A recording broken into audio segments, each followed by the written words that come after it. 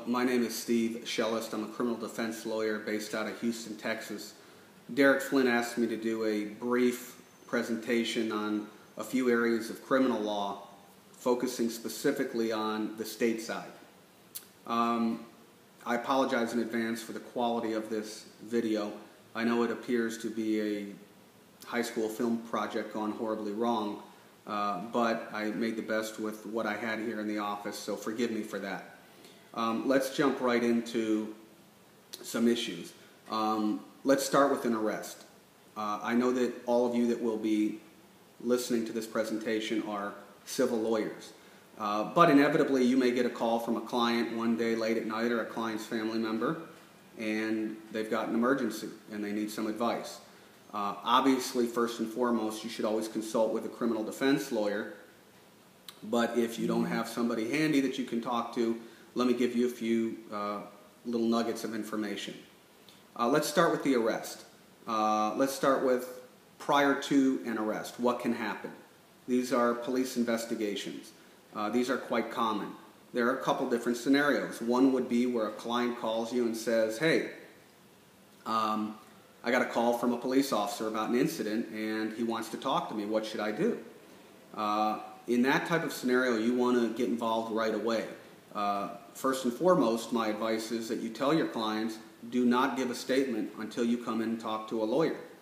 You never know, because whatever they tell law enforcement, that is going to be the story they are stuck with for the remainder of that case.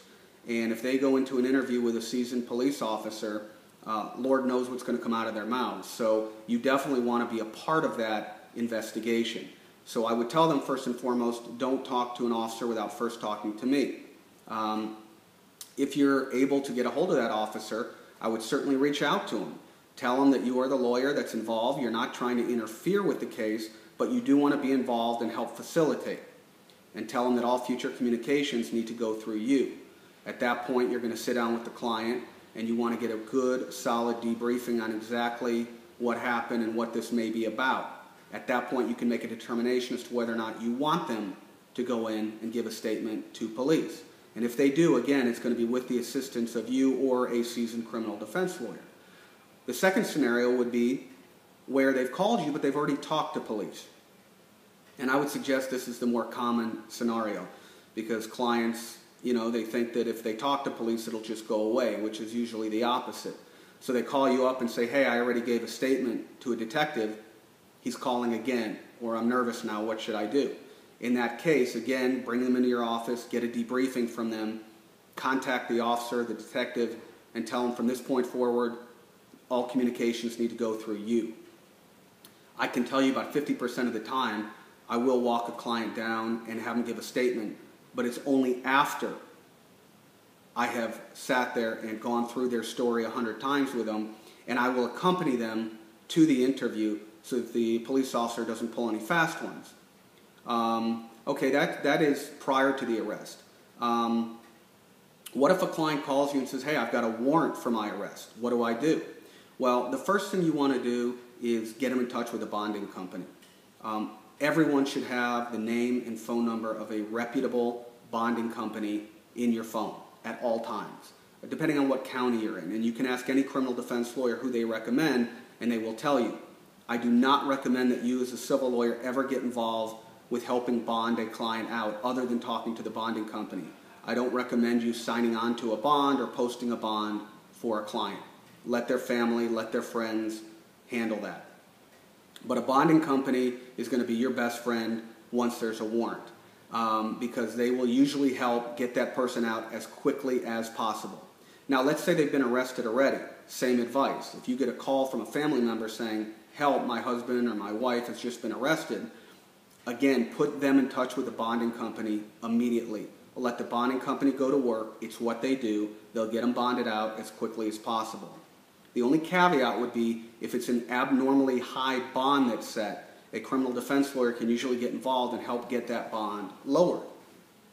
Okay, once they bond it out, they're going to get a court date. And depending on what county this happens in, you could get a court date in 2 days, or you could get a court date in 3 months. And that's important. In the bigger counties, like where I practice in Houston, in Harris County, you'll get a court date in 2 or 3 days. In the smaller counties, you may not get a court date for 3 or 4 months. Why that's important? Well, it's important because if, let's say, you don't get a court date for 3 or 4 months, many people think, well, there's not much to do for 3 or 4 months, and that's wrong. You need to immediately begin gathering evidence. If this is an assault case, you've got to take pictures of your client immediately upon bonding out. You want to get their phones. You want to get text messages downloaded, photos taken of them. You want to record emails. You want to look on Facebook, MySpace, Twitter. You want to look on anyone else that's involved on their social media accounts because things will disappear. You want to preserve evidence as quickly as possible. Also videos, surveillance videos at gas stations or outside of stores. Those are important, and those will disappear within a week or 2 weeks. So evidence will disappear, and you want to do your job to preserve that evidence as quickly as possible because you will not get a second chance at it. So gathering evidence is very, very important right from the get-go.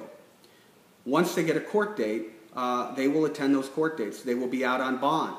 If they're out on bond, they cannot drink or use any kind of illegal drugs. This may sound obvious, but many clients don't adhere to that rule or said they didn't know about it. So you need to advise them while they're out on bond, they're going to be extremely restricted in what they can do. They're going to go to court. They're going to go to court at least 3 or 4 times. They could end up going to court for 10 times. Their case could be around for as little as 3 months or as long as 2 or 3 years. And you need to advise them of that up front to set their expectations. Once you get to court, I do not recommend as a civil lawyer that you handle their case. The rules are completely different. The results are lasting. They're permanent oftentimes. Many lawyers think, well, you know, we can probably seal this or expunge it down the road, but I'm here to tell you that the roadblocks to sealing and expunging records are more significant and greater than are not. In other words, it's difficult to get things off of people's records once it makes it on there. So personally, I always shoot for a dismissal or an acquittal in every single case I get. It's not always possible, but if you don't shoot for it, you're not going to get it. But I will tell you that as a lawyer, if you don't properly advise your clients of the results and the ramifications of their potential plea, it's ineffective assistance of counsel more oftentimes than not. And there are recent cases out there that support that. So I would leave it to an experienced criminal defense lawyer before you go advising people on how they should resolve their criminal cases. But again, those cases will be around for a very long time, as will the results of those cases. Anytime you have any questions, you are free to call me. I know I've only skimmed the surface of this topic, but I'm given a limited amount of time. If you have any questions at all, my cell phone is 281-726-0996, and you can call me anytime, 24/7, with any kinds of questions. Thank you for the opportunity to present on this topic, and I wish you all the best of luck.